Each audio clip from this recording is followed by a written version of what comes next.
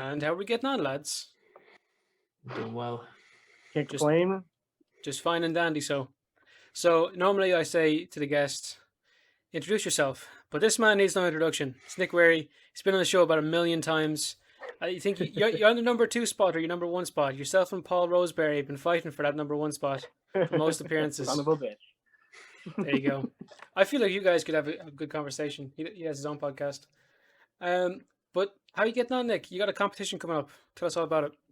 I do, man. Everything's pretty good. Things are kind of crazy.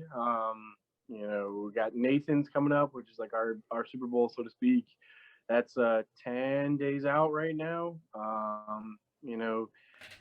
Between that and then obviously I'm about 4.5 weeks out, Mickey and I, from welcoming our first child. So little boy's due late July. Between those things, and then we leave for New York in like 6 days. You got to fly up there, do some media interviews, do all that fun stuff. It's all good stuff, man. Can't complain. Well, it's fucking happy to hear. No, seriously, congratulations, you guys. Thank you, thank you.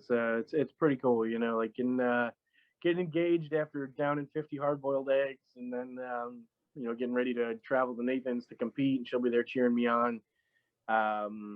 And then welcoming our son. It's been a busy few months. I'd say you're feeling like you're at your peak right now. I feel pretty good. Right now I got a little bit of a cold, so I kind of feel like shit. But with that said, I've been feeling pretty good. Just going in here. I placed 10th my first year at Nathan, 6th my second year, and 3rd last year, and I have no real intent of slowing that progress down. The Vegas lines haven't come out yet as far as what the placings are going to be or what the odds are, but people kind of expect Matt Stoney to place high because Matt's a phenomenal leader and he's won Nathan's before. He's ranked 3rd in the world, or 4th, excuse me. Darren's gotten 2nd the last 2 years. Darren Breeden's a kick-ass eater, ranked 3rd in the world, and Jeff Esper's a 2nd-ranked eater in the world, and Jeff's a fucking machine when it comes to a lot of this stuff. But I like them. They're my friends, whatever, but they can eat a bag of dicks for 10 minutes. Like, I don't really care. My plan is to go in there and take what's rightfully mine or what people don't expect me to, and kind of shove it down their throats. And then afterwards, we can look at my trophy and all that stuff when the competition's done. Do you have like an estimation of how many you plan to eat, or are you allowed to reveal that to us? I plan to eat a significant amount more than last year. Last year I did 39.5, but that was on 4 days notice to do the contest because I wasn't initially invited because I don't play nice in the sandbox with others maybe. But no, practices have been going well. There have been no practices that are that number or lower, 39.5. So they're going pretty well. I have a couple more practices. I have one on Saturday and then another one probably the middle of next week. Then take a few days off to get that flavor back a little bit, and going to New York. And typically some people have huge practice numbers and they don't hit those practice numbers in contest. Myself, traditionally, I've hit better numbers in contest than in practice because I'm able to kind of find that. I wish I could find that gear in practice, but it's a little bit easier to find that gear when money's on the line, and it's actually game day. So. No, it sounds super harsh when you're like taking a bag of dicks in the day, but you'll be friends after. I'm a competitive guy. I do a sport as well, and it's exactly that. Like, Yeah, anyone who does sport, like especially if it's like a individual thing, not a team. Like the other people around you, like when you're competing, eat a bag of dicks, but when you're done, like it's want to get a coffee, stuff like that. sure, exactly. It's I like you, but right now, like, I hate you. Like, I don't know you for those 6 to 12 minutes, and whatever we're doing. But I genuinely like all those people as people, and all the other guy competitors too. The George Chiggers and the Steve Hammonds and Ronnie Hartmans, and I talk to these people on a semi-regular basis, some a really regular basis. Badlands Booker bought us a crib, so it's like some of these people we're very, very close with. Badlands. So yeah, Badlands, he got us our crib, off our baby registry, so it's like I genuinely am friends with these people. But cool at the dude. same time, it's this is business, so I'll go into that for those 10 minutes. And I kind of like the fact that realistically and rightfully so, based on previous numbers, I'm probably expected to land 5th. and that's all fun and good. But that's not going to happen come July 4th. So You were going for sixth. No. yeah, Oh, exactly, man. No, exactly. We're going to well, aim low. the numbers you were saying there a second ago, like, well, you came 10th, then what, sixth, then third? Yep, yep. There's no reason you shouldn't get first this time then. I mean, first is a big one. I'm not going to lie, but with that said, I go into every contest with the intent to win. But I even mean, I don't go second, into a like, yeah, that's, you don't play to play. You go in there like Joey is the best to ever do what we do, undoubtedly. You know, he's the Wayne Gretzky, if you want to say that, of what we do, or whatever the sport may be. People argue with other sports who the best ever is, but like, and in hot dogs, he's shown he's virtually unbeatable. But Joey's also just a man. He wakes up, he puts his pants on one leg at a time, all this other shit. Things can go wrong for him on contest day, just like they can for any of us. So the fact is, I go into any contest with the intent to win.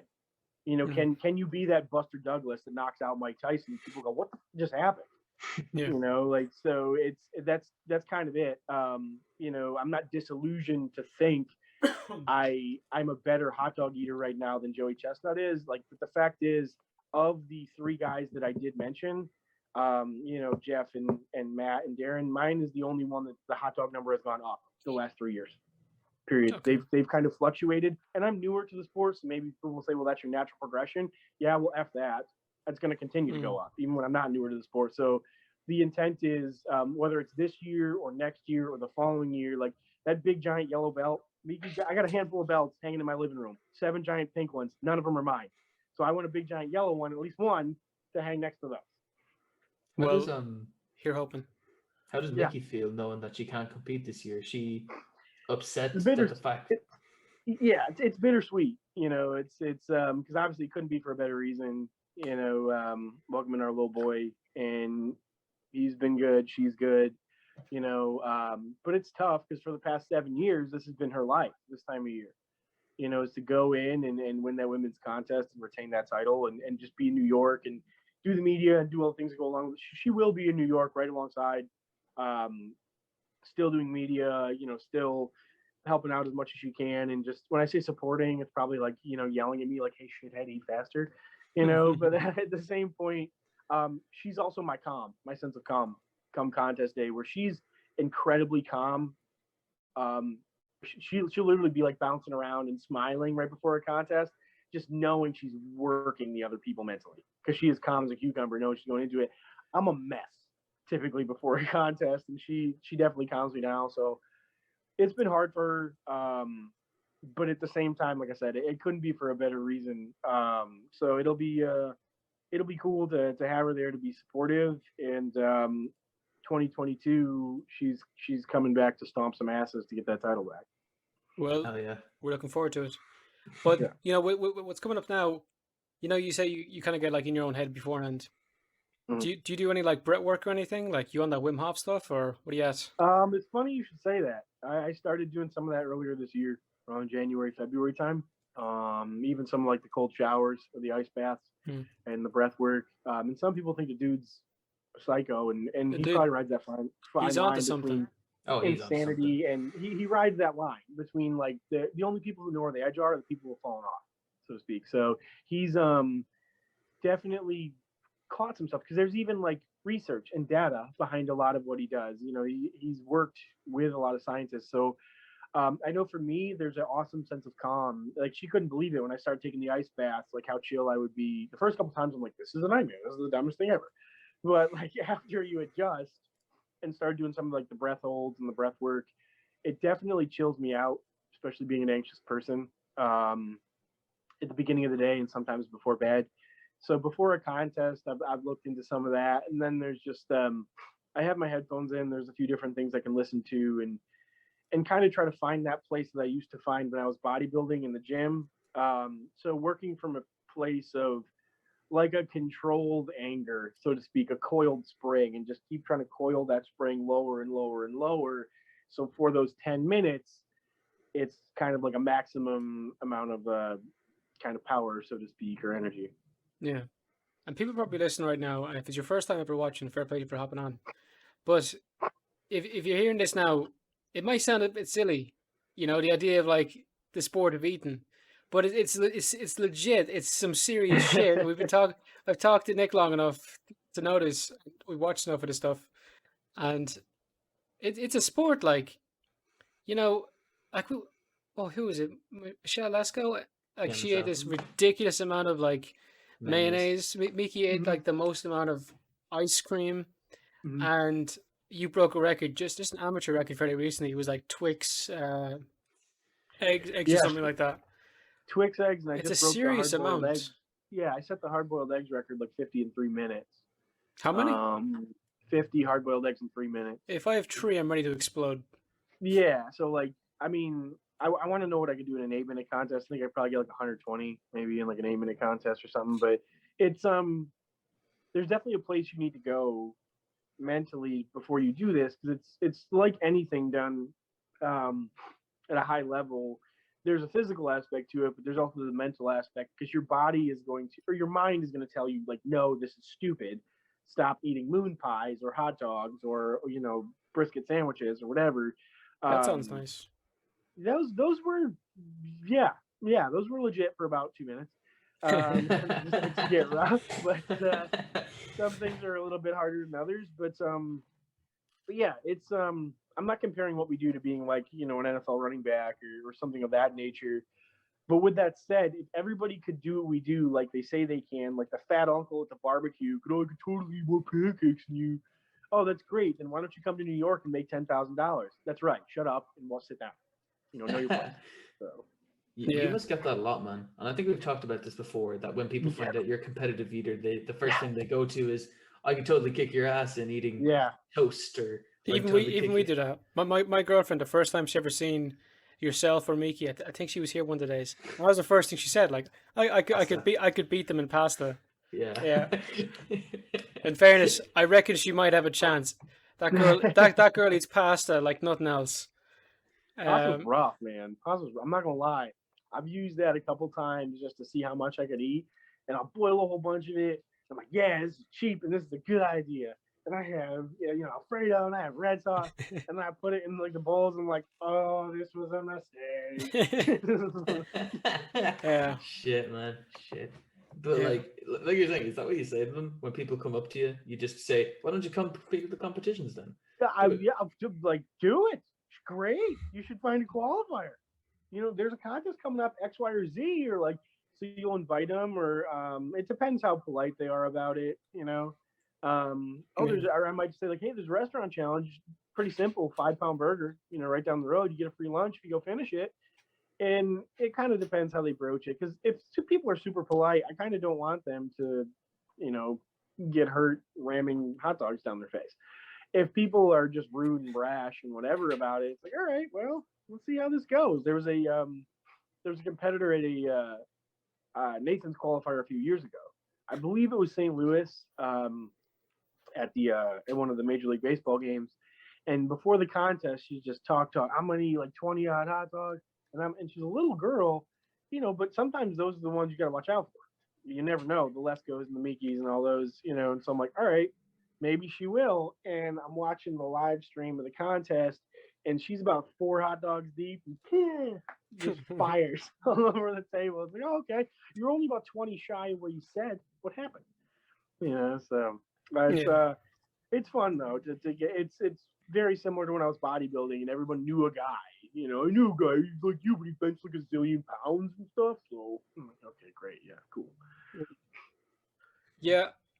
Speaking to you, it makes me want to try like one of those, I don't know, like giant omelet ones or something. Yeah, man, do it. Well, I'll give it a go, but they don't do them over here anyway. So, like, damn. we've looked before, Thomas, haven't we? Like, there's basically 2 buffets that you can do Yeah. anything like that, but there's no like eating challenges unless they're like, like the one you guys did with the oysters.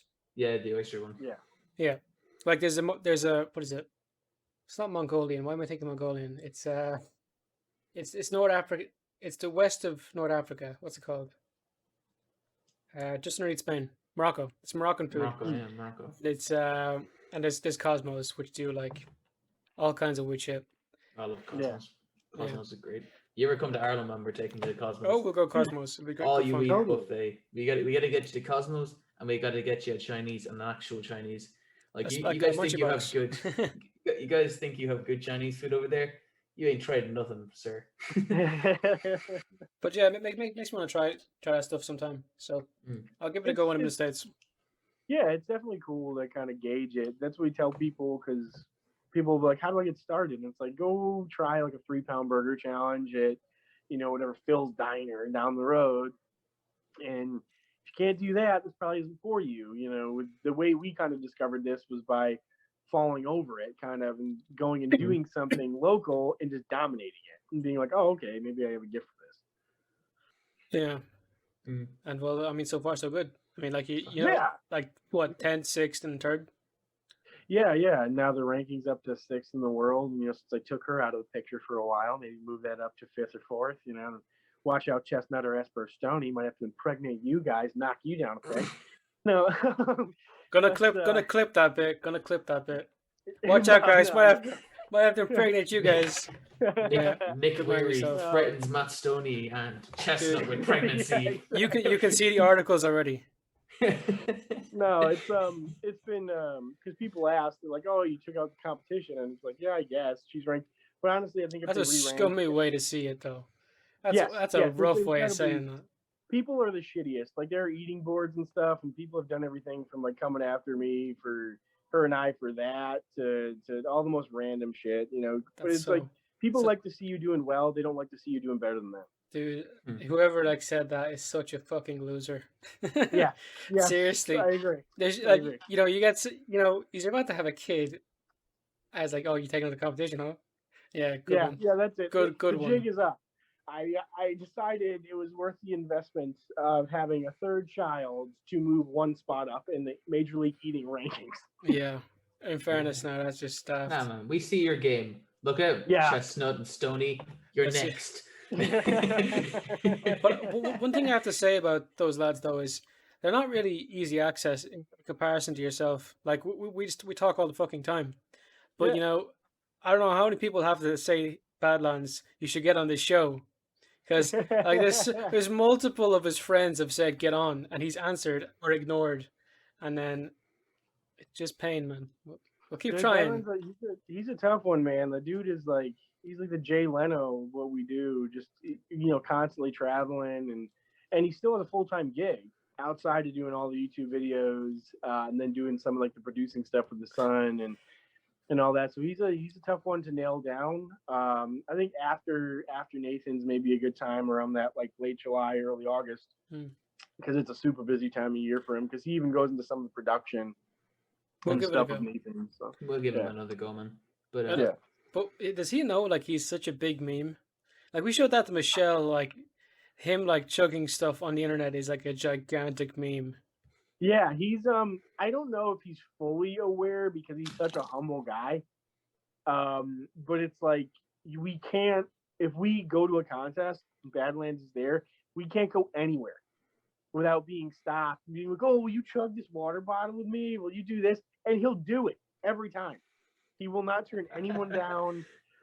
Just like a genuinely nice guy. When I was planning on proposing in Vegas to Miki, he's like, "Whatever you need, man. If you need me to distract Miki or anything like that, you just let me know.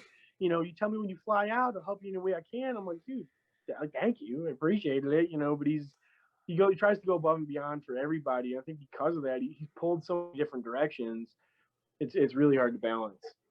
I think that's what people really like about him as well, man. He seems so genuine from his online presence, and every clip you see him in, he's being nice, he's chugging, he's interacting with his fans. I think that's what makes him so lovable. It's legit. He's a king. It's 100% legit.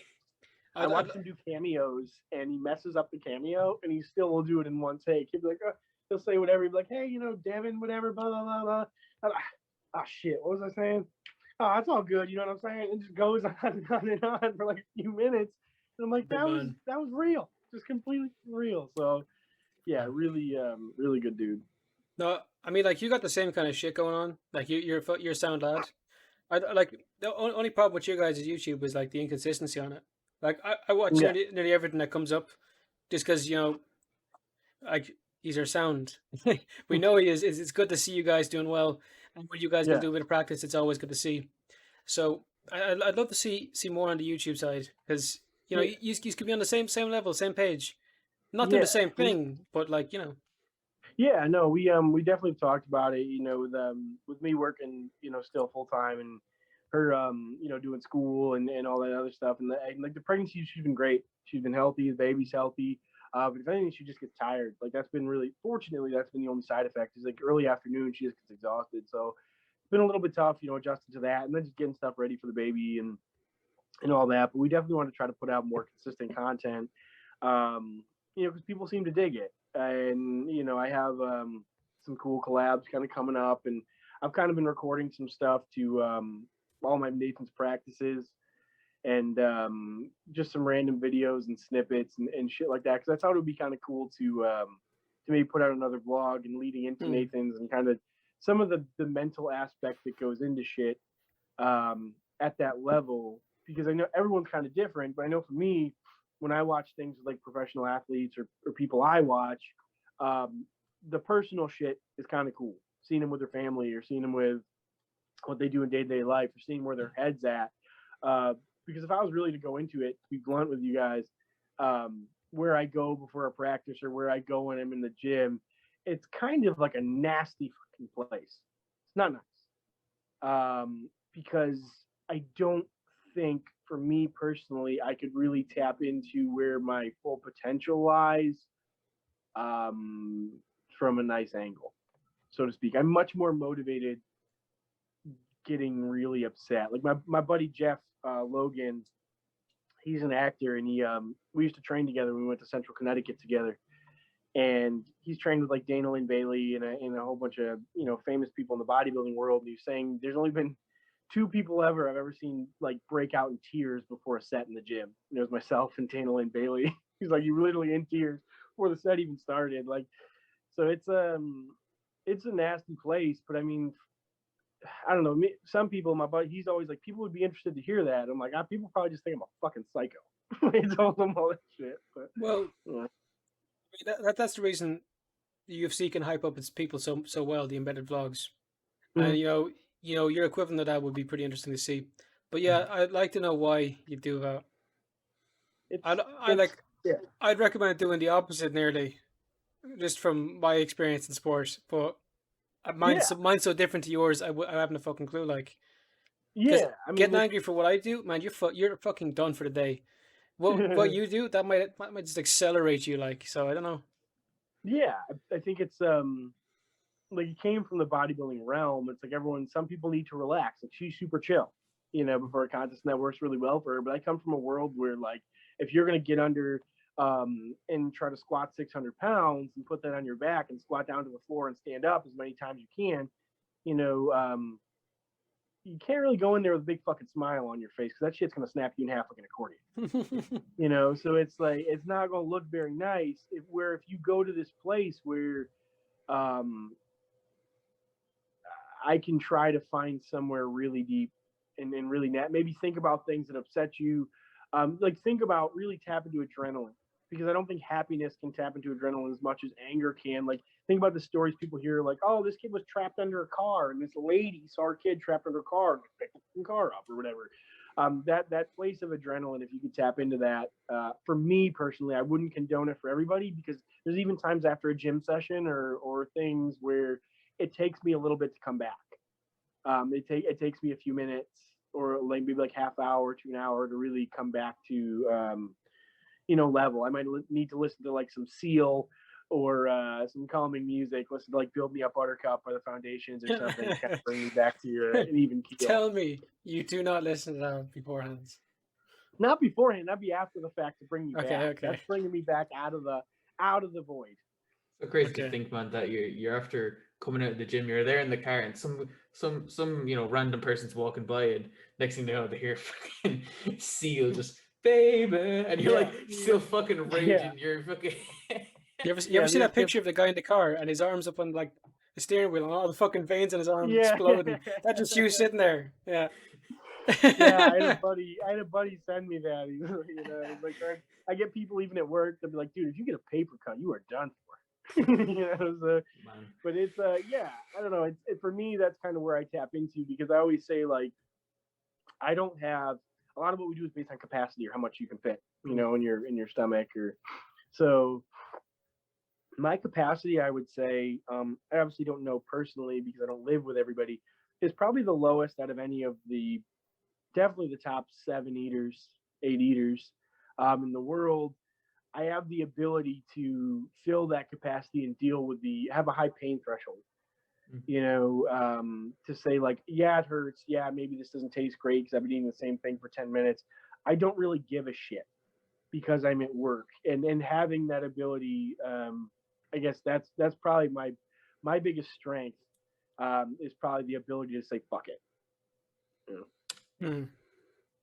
Well, dude, when there's 10K, on the line, how can you not like dig deep?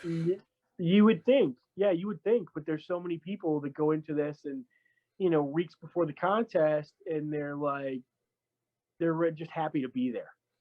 They're concerned about what are we gonna do in New York, after party, let's get White Claw wasted. Like, dude, I haven't even thought about that, and that's why I'm gonna bury you come the 4th, because and that's fine if that's what you want to do. If you're just there to participate, but at the same time, like,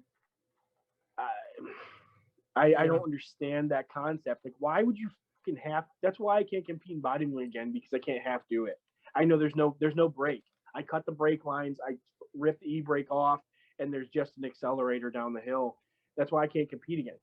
Because I probably wouldn't come back. Also, I think the steroid cycles would kill your body because this dude's in there and they do whatever they can. The stimulants, whether it's drugs, stimulants, training, lack of sleep, lack of food, whatever it was or would just be, there'd be no break, because it would just be like, what's the end game? And it's kind of a self-fulfilling prophecy, particularly with people who don't have elite genetics, that like, okay, you're never going to be good enough. That's kind of the game. Because even when you're 8-time Mr. Olympia, Ronnie Coleman, you're still trying to get better. You're 290 pounds on stage, and Ronnie's like a cripple now, basically, from like his 15 back surgeries or whatever. And they asked him like, hey, do you regret training like you did, or is there anything you regret from your career? And he's, yeah, I wish I like squatted that 800 for a couple more reps. I think I had a few more in the tank, and it's like, it's that mentality that I took in that I had. That's why I had to get out, of bodybuilding. And now I'm ramming food down my face, but with this, it's not quite as self-destructive. Yeah. I wasn't implying that you ever did like steroids or anything a second ago. I just mean like, it can be a dirty sport. I did when I competed. Endurance I did when I competed. I'll openly tell people that. Like, there's no reason for me to anymore because I don't compete. But it's like I did, and if I was going to chase bodybuilding at a high level, I wasn't trying to be one of those guys in a natural bodybuilding show, where the dude's 178 pounds and people are like, oh, golf clap, that's a lovely physique. Like, I wanted to be a freak of nature. I wanted to look like a mutant on stage, and that's why I graduated high school around 167, and I got up to like 240, at my height, and basically looked like a vascular cherry, walking around. So it's yeah, I can't do that anymore. So now it's just trying to channel that anger into mass consumption. Fair play, Jim. I mean, so far so good. Yeah. I mean, it was like you could have done MMA or you could have done competitive eating, and I tried MMA briefly, and the anger definitely didn't work too well for that, because at the time I was about 19 years old and didn't have there's no harness on it, and so there was no control. Basically, it was like, and some dude with technique would just work me in like 2 seconds. And I remember a couple times just working out, and I got put unconscious twice, and I'm like, fuck this. I do not like you gotta learn how to tap. I'd wait, yeah, and that was it too. I'm like, I'm good. I'm gonna rampage Jets. And then you're just unconscious, and you wake up, and you're like, okay, well, that was unpleasant. So I tried it briefly. Plus, I hated how I looked at like 167, 170. So then went into bodybuilding, and then kind of got here. But yeah, I guess I could have channeled it in a lot of areas. This I just kind of found I had a gift for, because I was never really gifted at bodybuilding. I was just gifted at kicking my own ass. And then with this, it was like, okay, maybe I have some type of genetic gifts towards this, and I can get paid to do it, and I get to travel all over the world. Like, this isn't a bad gig. Not bad at all, man. I mean, yeah, right. Makes me think though with like bodybuilders, because like the likes of like the the Mountain and Eddie Hall and shit. The amount of Mhm. food they have to cram down their mouth every fucking day. Yep. Maybe that gets you ready for like bodybuilders as a whole because you're eating a lot of fucking food. Yeah, So I maybe think that helps. a little bit. I think so. And you learn to tolerate the same food over and over again because it's usually not really exciting foods. Hmm. I know like Miki did Brian Shaw's diet in one meal. She did his daily diet in one meal. That was like a 10,000 calorie or like 11,000 calories. I think it was like 9 pounds of food that Brian was eating on average. Because Brian's like 420, 430. I think he walks around at. So she did that for one of our videos, but it's definitely a lot. Like they would probably make. They did a couple shows where like Eddie Hall tried some eating challenges and shit, but it'd probably help you out a little bit because just the volume you'd have to eat. Yeah. Yeah, it'd be like beginner training in a way. Yeah. Yeah. Exactly. Very beginner, like yeah. Man, have you seen Half Board? He had a boxing match recently. The guy's lost 50 pounds. Yeah. Fuck. But Yeah, like he looks only the fat, the good. muscles there. He's fucking Oh yeah, jacked. oh yeah. He's Yeah, just dude's shredded no like joke. 280. Yeah, dude's no joke. And even Eddie's lost like 100 pounds or something. Like Eddie looks really good. But that'll be interesting. I think they're supposed to fight in Vegas in like October or something. I kind of hope Eddie rips his head off because like Hathor is kind of a big giant crybaby. But Is he? I don't know him as a person, obviously, but just from what I've seen, like in the World's Strongest Man snippets. But who knows? Maybe he's the nicest guy ever. But that should be an interesting fight. I'd be really happy if they actually came out and tried to beat the fuck out of each other, and it No, wasn't like they a slapping MTV fight like the Jake Paul bullshit. Dude. Every punch that they would throw would be like a knockout punch. Oh yeah. That's the thing with the heavyweight division. You're looking at super heavyweights. Like there's never been, as far as I'm aware, there's never been a super heavyweight professional fight. Only because like I don't Sweet think there's Butterbean was like that probably the heaviest. Yeah, cat. yeah. When Bob Butterbean. Sapp fought, But Sapp Butterbean just couldn't take fought a normal punch. lads, didn't he? I thought Butterbean just I mean he was a professional boxer. Yeah. I mean, but like Yeah. he didn't do super heavyweight, did he? I mean he was 300 Sure. plus. Like he was that was Yeah. a fat motherfucker. Fuck. Like he was.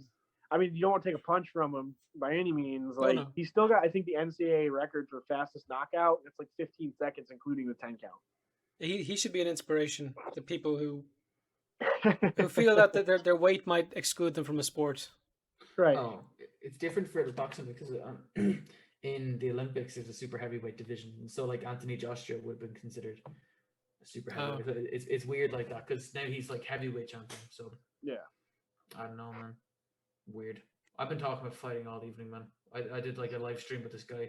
I'm in such a fucking hype about like Connor's fighting next weekend, and then like fuck, man, I cannot wait till Connor fights. I love that guy. Is anything happened this weekend? Well, there's UFC, but like it's like a little event, like one of those. Just a fight night. It's a fight night, I wouldn't mind giving it a watch because it'll probably be up anyway. Like, Yeah, maybe. but Yeah. I feel dodgy bringing the laptop down to Dublin. We're heading off because it's my birthday Monday, so we're spending some time in Dublin with a couple of buddies. Awesome. So Yeah. should be good crack. Yeah, no shit, man. It's awesome. Looking forward to it, man. Yeah, I'm not. Okay, Dude. Jared's not. It's so fucking weird. Like about to hit 20. That scares the fuck out of me. Dude, I just turned 32 on, was it Monday? Shit.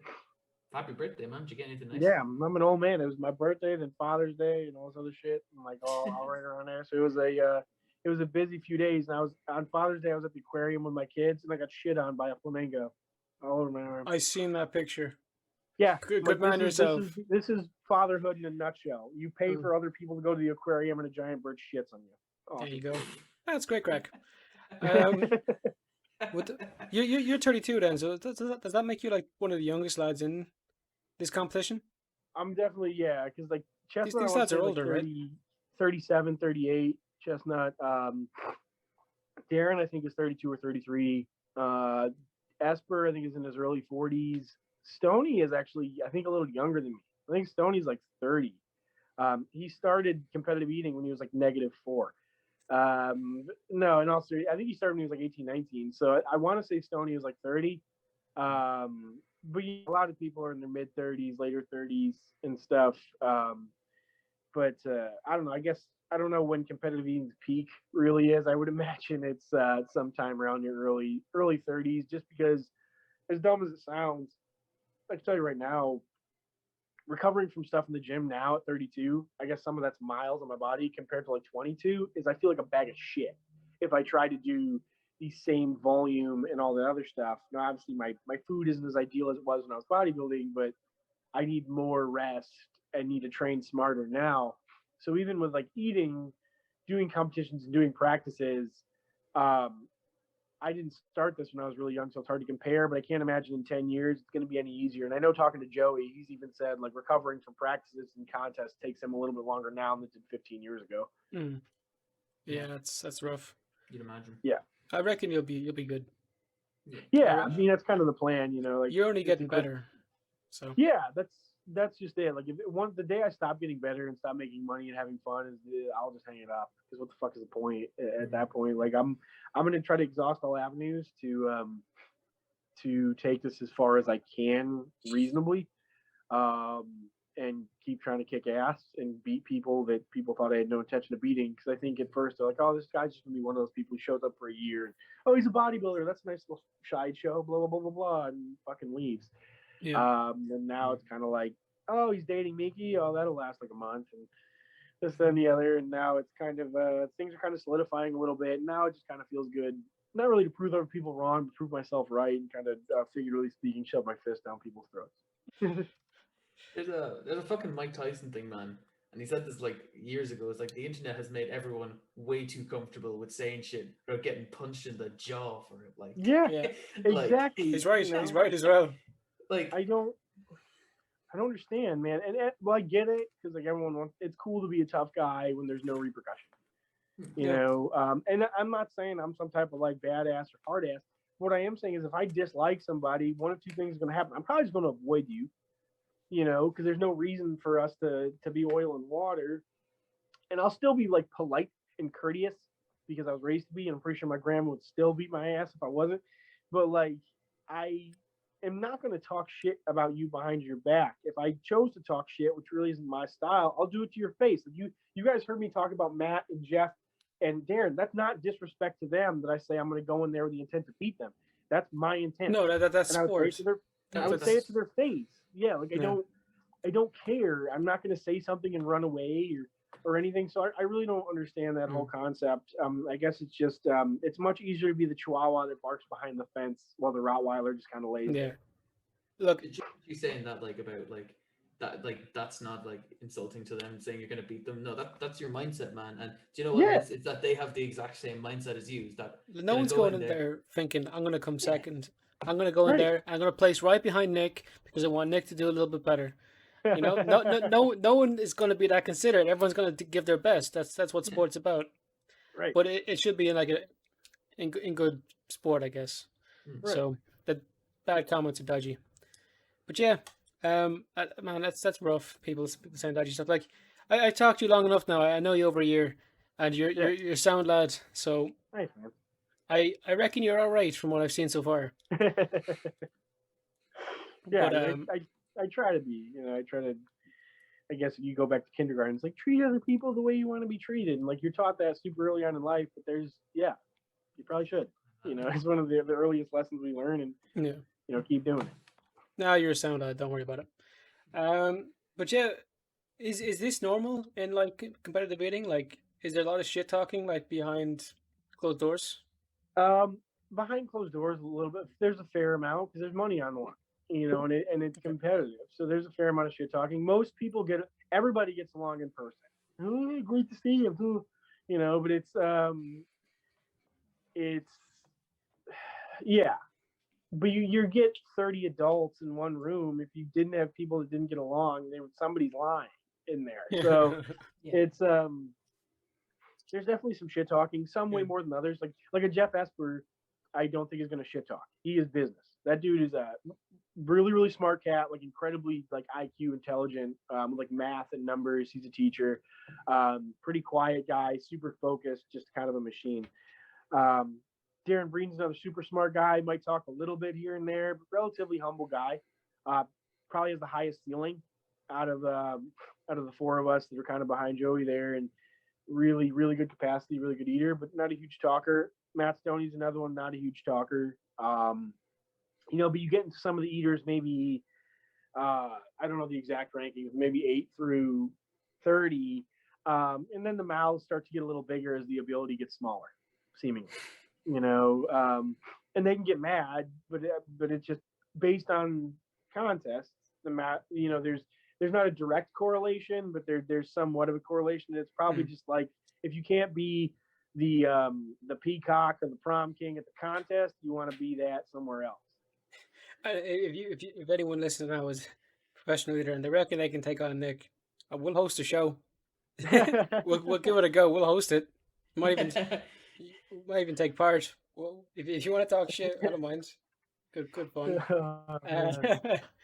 Yeah, but that kind of does go on in sport. Lower down yard, the more shit you have to say. Yeah, and it's kind of like cheap shots in football. It's like I don't mind somebody taking someone's head off in a football game, but do it within the confines of the game. Like a few years ago, Vontaze Burfict was a linebacker for the Bengals and some other people, and he would just like on a unguarded shots to the head, like he would just catapult his body, all 250 pounds, his shoulder right into somebody's cranium. And it's so like that, now you're risking someone's life. Like at that point and that's not cool to me. Now, if you just square some dude up and just work him, like I said, within the rules of the game, that's cool. Like whatever, do that. Because then when Burfict got it back, I think it was Juju Smith-Schuster took his head off in a Steelers-Bengals game. And it was like, that's what happens. You pay now or you pay later. Everybody pays. And everyone was pissed off. And it was like, no, he got what was coming to him. So I don't mind beating people and within the confines, kind of taking it to people, or even shit talking. I don't mind shit talking as long as it's you keep things nice. It's when you don't that there could be a problem. Yeah. I just realized, man, the last time we talked was like the weekend before the Super Bowl. Did you watch it, man? Oh, the DraftKings event. Yeah. That was it's a hell of a night for Tampa Bay. Holy shit. Yeah. People went ballistic. Here, like, everyone's Tampa Bay this, and all of a sudden, just Buccaneers fans coming out of the woodwork, which is weird because for the past 7 years, they've had to black out their games on TV because they weren't even selling 80% of the tickets in the stadium. Yeah. Now all of these people and that's not bullshit. The owner said if they don't sell 80% of the tickets in the stadium, they'll black out the games locally on Fox, and they weren't. So they'd be blacked out every single week at home games. And now all of a sudden, it's like, oh, you Bucs fan for life. Fuck off. You're not a Bucs fan. You're a fair weather fan. But I mean, whatever. It's each their own. If they want to follow that, I'm a Packers fan. And even if Aaron Rodgers decides to sit this entire year, it'll rip my heart out of my chest. But I will still watch the Packers go 5-11. If he doesn't. My dad's a huge Packers fan. I have. So are you? Yeah, I'm a bit. Well, that's the only team you ever talked to me about. Yeah, I'm not a Packers fan though. I have quotes of you on this show saying I'm a huge Packers fan. He's got him right now on his desktop. I don't mind. I like the Packers. I like Rodgers. I don't know what's going to happen with him. I hope he pulls his shit together and. I understand why he's upset. Yeah, I can understand that as well. Yeah, but why he's upset, but at the same time, can't we just play nice and figure this out? But I don't know. It's people are like, oh, he'll lose this much money if he sits out this year. It's like that dude made $93 million last year. I really don't think he's really worried about it. Man, I'm pretty sure he's fine with hosting Jeopardy for the rest of his life. I don't think he wouldn't care about missing out a year. He should come host Major League Eating Contest. What he should do. Fuck yes. Yeah. So, I suppose, when does this competition start? Nathan's? Yeah. July 4th. July 4th at the women's contest goes on ESPN3, the streaming app, at 10:30 in the morning, and then the men's contest, I think the coverage starts at 11:30 in the morning. Which time zone is this now?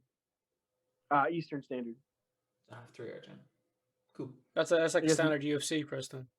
Yeah, I guess New York would be the easiest way for you guys to look it up because that's where it'll be. But Yeah, the girls I think started. I want to say 10:30, and the guys started 11:30. The coverage. So we'll be there early. Miki will be there. Covering everything. I'll be there, getting ready to kick ass. And yeah, ESPN. Ours at 11:30 when they switch to the men's, it'll go straight onto ESPN. And then just kind of go. It'll probably replay a couple times over the course of the night. It usually does, but it'll be live from. I think it's pronounced Maimonides. I don't know. It's renamed the park where they're doing it. Is where there's a minor league baseball team that plays. It'll be inside the parks. They can kind of control how many people come in. They ticketed it. But in front of a live crowd is going to feel pretty cool because that's always kind of electric when you actually get to do it in front of people versus in front of like 30 cameramen. It sounds like a creepy hot dog ASMR. Yeah, we'll have to go to one at some point. Oh fuck yeah! Hell yeah! Give that a go. What was I going to say? With the reigning defending champion as our friend to invite us, Yeah, Nick's gonna be there. He's gonna be kicking ass, taking names. Pound for pound king, number one, undisputed. Hot dog eater. Yeah, kicking ass, man, taking names. Oh, yeah. Okay, so you're gonna be competing fairly soon. It's gonna be absolute carnage. Yeah. In fairness, I'm not a betting man. I've never been a betting man. But I'm dead serious, not blowing smoke up your ass. Yeah. If I was to bet on this thing, I would be betting for you to come in first or second. Okay. So yeah. I might actually. I don't know yet, but if I do, I'm looking to get a good return here, Nick. You're supposed to go in there and demolish. Whoa, no, hold up, Jared. Because Nick, where could we bet if we wanted to bet for this thing? I don't know where those lines have come out, but usually sponsored by DraftKings. I think DraftKings or SureDog or like Bodog, like all those like the fight line sites typically have them. I'd be shocked if DraftKings did not, but the lines haven't even come out yet. Usually they've come out at this point, but I think it's because no solid lineups have been announced, full lineups. So Vegas is sitting there like they really can't put them out because if they put out a lineup and even one guy or one girl isn't there, everybody's bets are void. Yeah. So I think they got to wait till the whole thing is announced. So once those come out, which I imagine they have to solidify the lineups in the next few days because people have to fly out, those will be out. I would guess DraftKings or SureDog or something like that. But just search those. I'll be excited to see what the lines are, to see kind of where I stand. But regardless, my plan is to continue to climb because I don't do this shit for shits and giggles. And I hope he's left on that note. He doesn't do it for shits and giggles. He's going to go in there fucking dominate. I'm going to call it now. My prediction is second or first. So, there you go. Thank you. It's a fairly broad one in fairness, but we'll see. I expect you to do better. So, if you got this far in the video, fair play to you. Fair fucks to you. Good job. If you want to check out Nick, where can they find you? So, thehungrycouple.com. Check it out. All the links are on there, or any of my social media handles are all just Nick Wehry, NickWehry. So any of those, you can find it just through thehungrycouple.com, including our YouTube link, which is youtube.com/MikiSudo, MIKISUDO. You can find all our ridiculousness and nonsense and eating and family and our dog and all that other fun stuff. And if you like dogs, there you go. So there you go. Check it out. Check out Nick. If you got this far, seriously, fair play to you. Wish Nick some luck. Give him some support. Take it handy. Bye-bye. Good luck. Stay away from yourself.